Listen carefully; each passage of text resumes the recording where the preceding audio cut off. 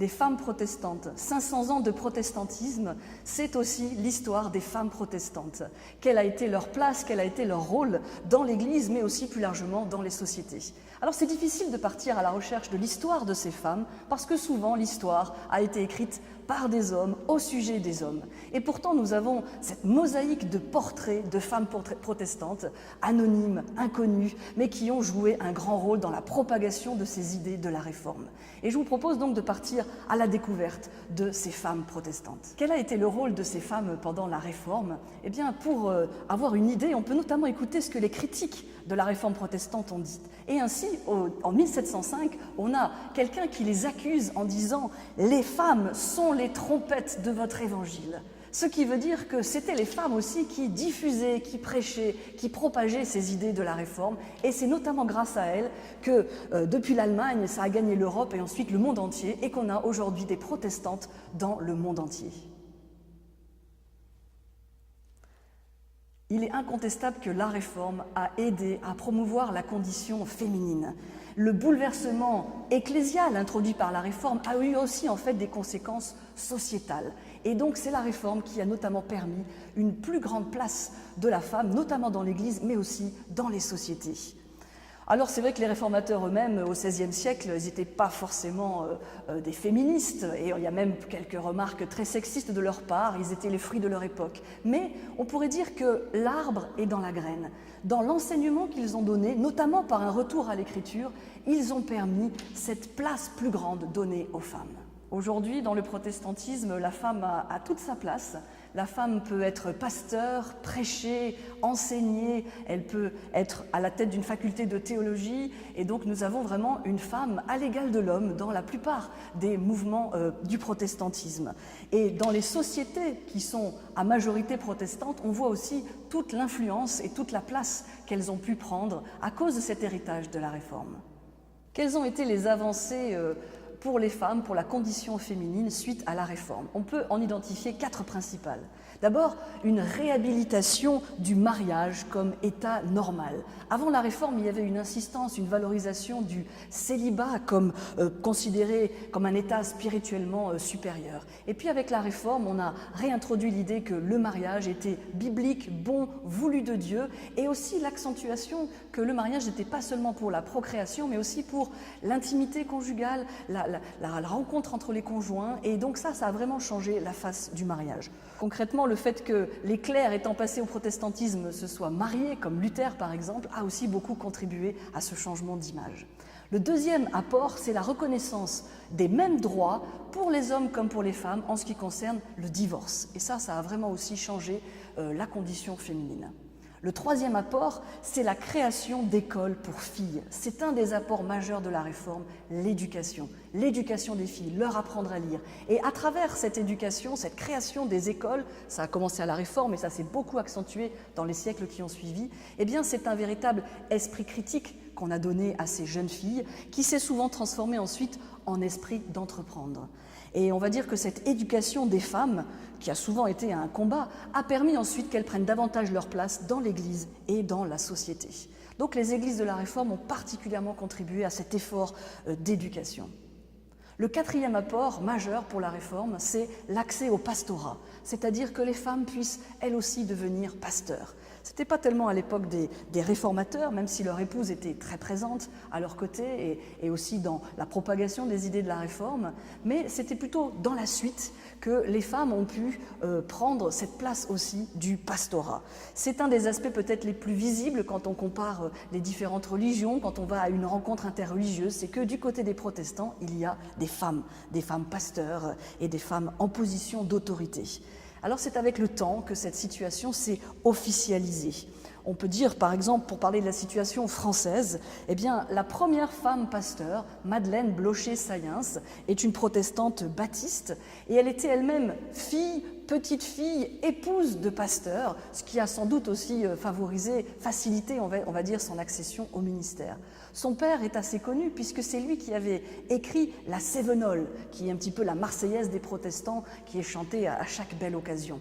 Et donc, lorsque son mari, qui était pasteur, décède, eh bien, l'Église baptiste de Paris lui confie à elle le ministère pastoral. C'est elle la première en France. Ensuite, du côté réformé, eh bien, c'est une femme de la région, Madame Schmitt, Mademoiselle Schmitt, qui sera pasteur, reconnue pasteur, et on est en 1949. Pour situer, dites-vous que le droit de vote aux femmes en France, c'est 1944. Donc vous voyez que ça correspond aussi aux grandes évolutions de la société.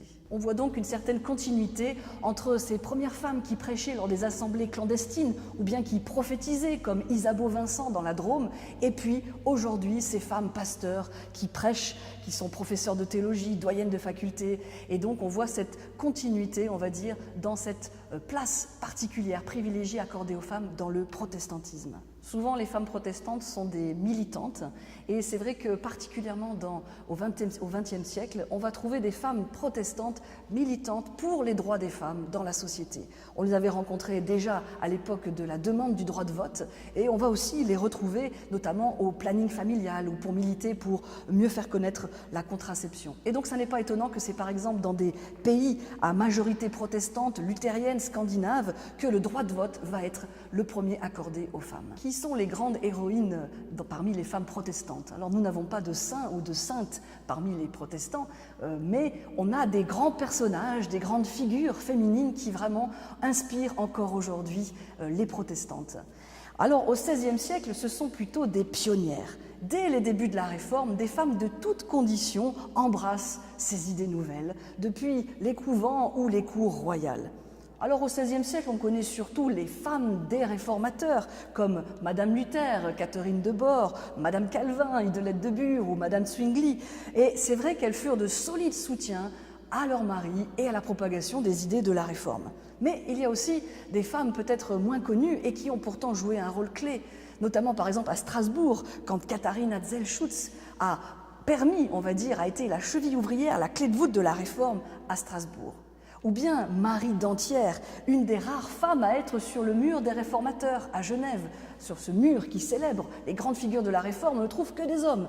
Mais depuis quelques années, on a aussi rajouté, si on peut dire, ce nom de Marie d'Antière, parce que c'est vrai qu'elle a une place particulière, peut-être l'une des premières théologiennes féministes, laïques, pour employer des termes plus contemporains. Elle était prieure dans un couvent, elle se convertit aux idées de la Réforme, et puis elle épouse un réformateur et publie un livre qui va être censuré, interdit très vite, parce qu'il encourage justement à ce que la femme prenne davantage de place.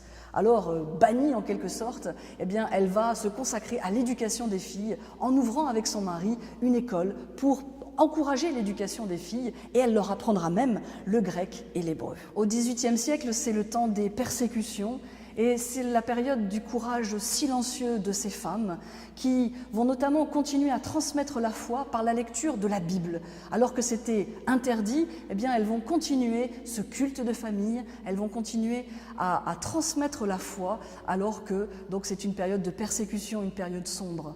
Si les hommes sont envoyés aux galères, les femmes, elles, sont envoyées en prison. Et c'est notamment le témoignage de Marie Durand, enfermée à Aigues-Mortes pendant 38 ans pour sa foi, avec cette pression quotidienne, journalière, d'abjurer sa foi, et ce témoignage de fidélité à sa foi et à la foi ici de ses ancêtres.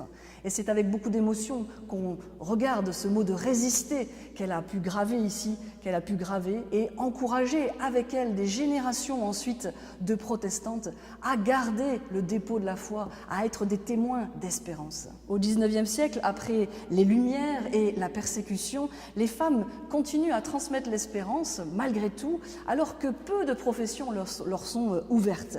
On les retrouve donc nombreuses pour partir en mission. Et c'est par exemple la période de Catherine Booth, qui est la fondatrice avec son mari de l'Armée du Salut. On l'appelle même la mère de l'Armée du Salut. Et elle était une prédicatrice particulièrement appréciée, vraiment attirant des foules avec elle, à une époque où cela ne se faisait pas pour une femme de parler en public.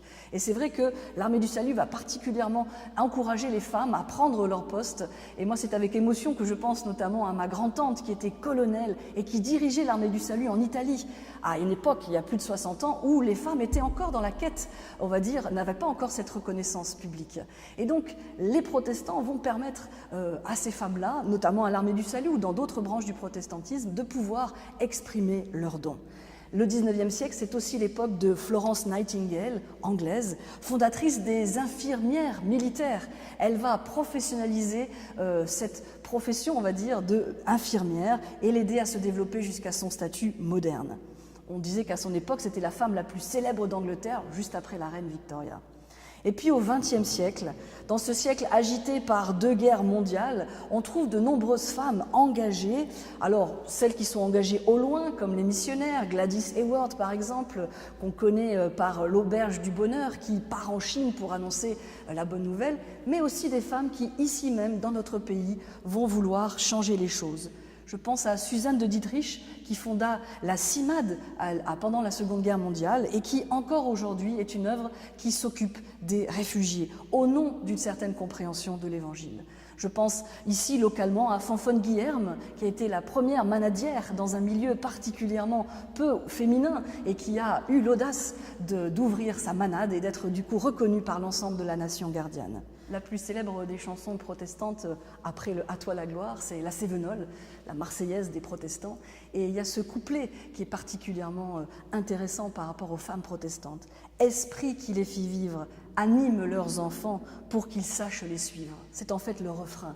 Et quand on est à l'écoute de tous ces témoignages de ces femmes protestantes, dans ces 500 ans d'histoire du protestantisme, on aspire à ce que l'esprit qui les fit vivre puisse aussi nous animer.